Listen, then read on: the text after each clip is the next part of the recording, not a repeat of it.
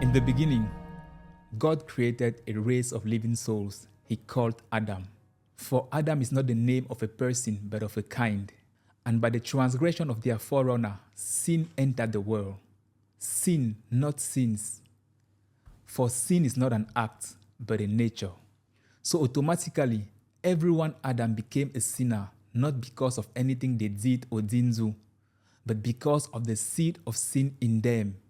Now, this is where most people get confused.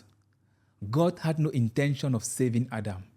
Instead, his purpose was to put an end to that corruptible race and introduce a new, incorruptible being, made to be one with his source. His plan was to erase the living souls he made and bring forth life-giving spirits. Till then, many think Jesus was sent to save those that were captives of sin, whereas he came to put an end to their reign. That is why at that point he is called the last Adam, as he marked the end of the Adamic race. God prepared a body in the image of sinful flesh, a body void of sin, but corruptible, so that it could take sin upon it.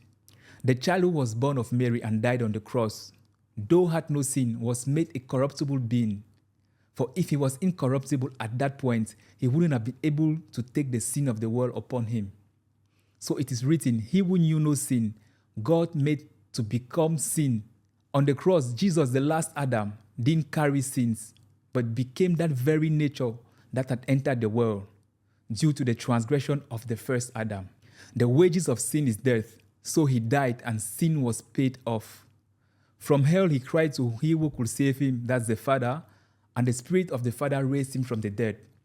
But this time around, not as the last Adam, but as the firstborn from the dead, as a new creature, not a renewed one. And that is where your story begins.